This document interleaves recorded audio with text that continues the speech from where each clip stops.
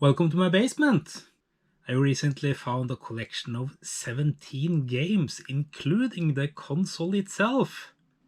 And it was cheap, only $140 in total, which is less than $8 per game and the console itself. And no, they are not only sports games. As always, everything was listed as fully functional. So let's dive in and test the seller's honesty.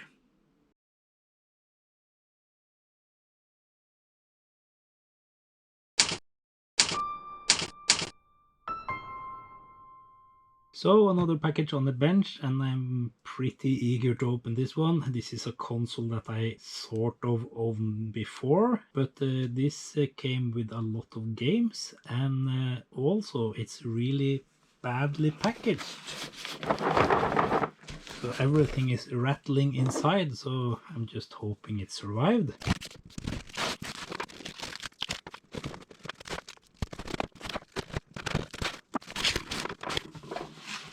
Okay, so he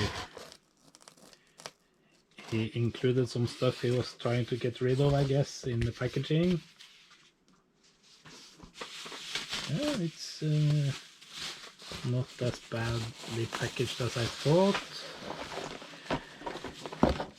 Here we have a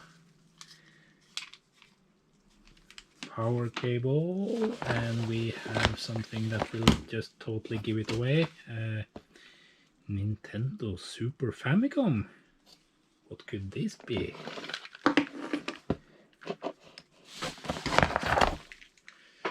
Some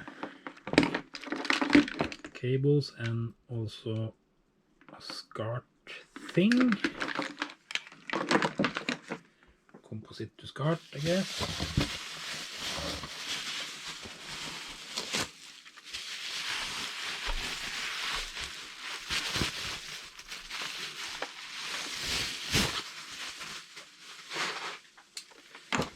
And yeah, the thing itself, it's a Super Nintendo or Super Famicom in this case. Obviously the version released in Japan. And that's pretty cool. I guess I could have just bought an adapter to play Famicom games on my SNES, but the reason this caught my eye was that it was really cheap and it contains 17 games. It's the game F-Zero, and everyone is supposed to work, of course. It's Super Mario Kart.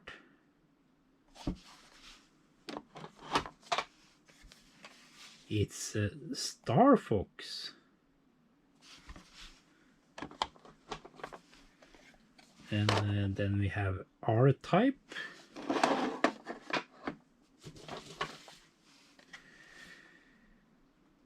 This is Zelda, I believe. I don't really know.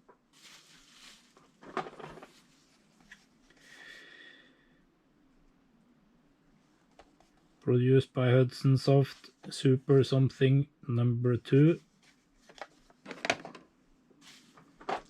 Then we have something familiar again, Rockman, or Mega Man as it's called here in Europe.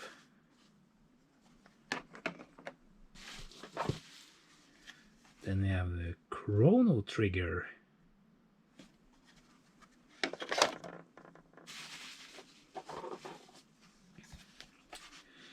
We have Rushing Beat.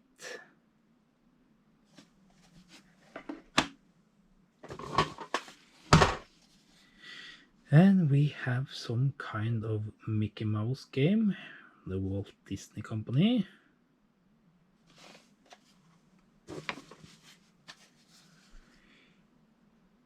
We have Romancing something.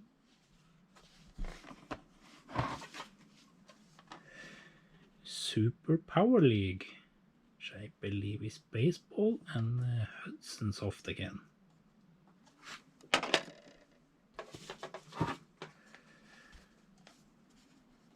Then we have another sports game, 3D golf simulation. We have Batman Returns.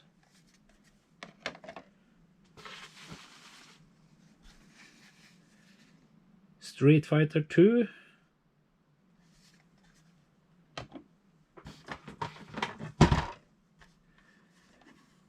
It's a Kirby game, I guess.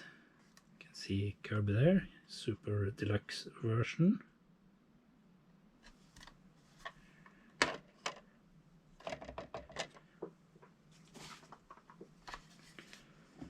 We have a Romancing Something Something, number 2.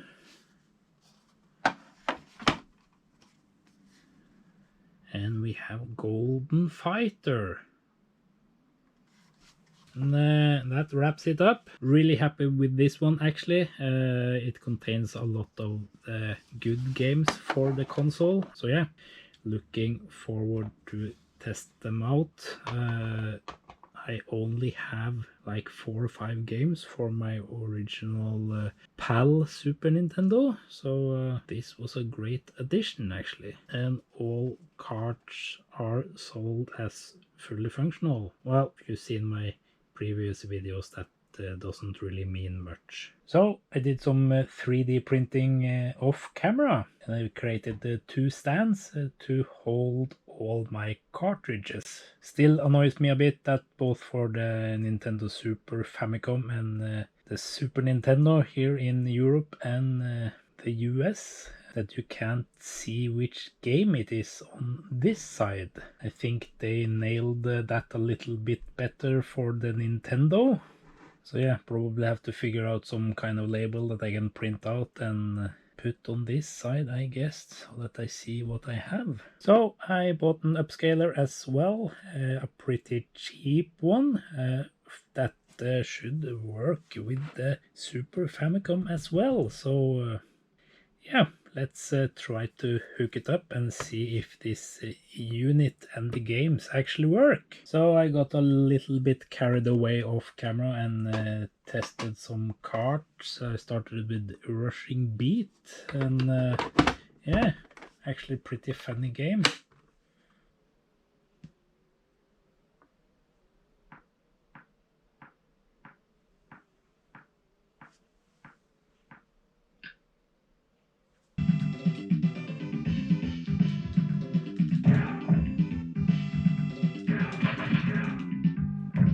And that was actually the first game I tested, so I thought happy days. And then I tested all these and they don't work, except for Star Fox that boots up. So yeah, let's pick R-Type for instance.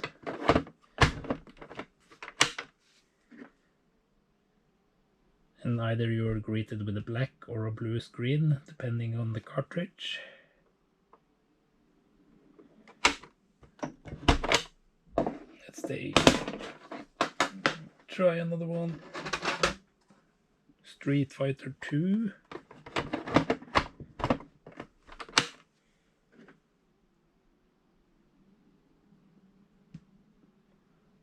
Yeah, just a black screen. So actually not sure if it's the cartridges or if they just need a clean, but I'm starting to understand why the seller wanted to get rid of his collection, because it doesn't work, at least not in the current state. But at least the console and controller and 2 games are functional, so I will just have to start cleaning and see if we can resurrect some of these games at least.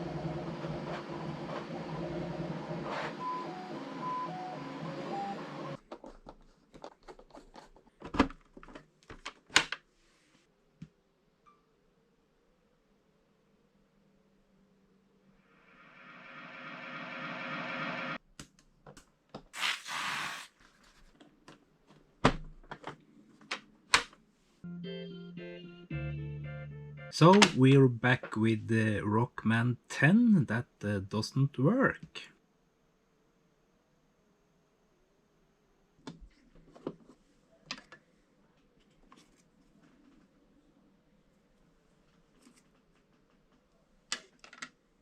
Using the multimeter to test the continuity from every pin to the first hop, I quickly found a broken trace. Here we are removing the solder mask to get access to the trace underneath.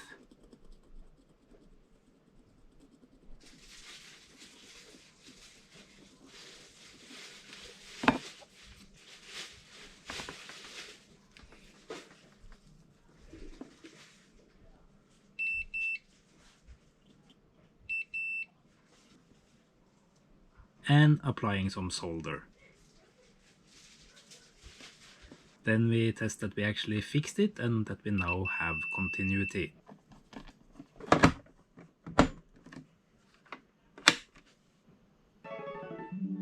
Nice!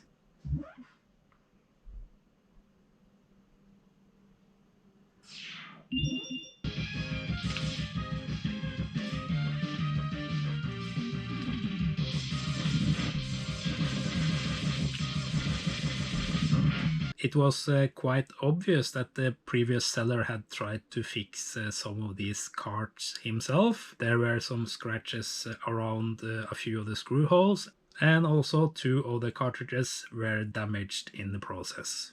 It was also kind of obvious that all the 17 games were not fully functional when he sent them to me. Only 2 of the games worked out of the box.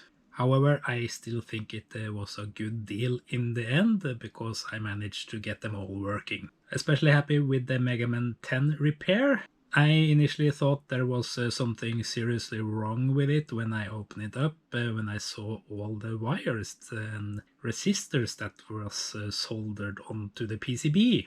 But apparently that was something that was done on the factory for the first batch of games because they did not work when they emerged from the assembly line.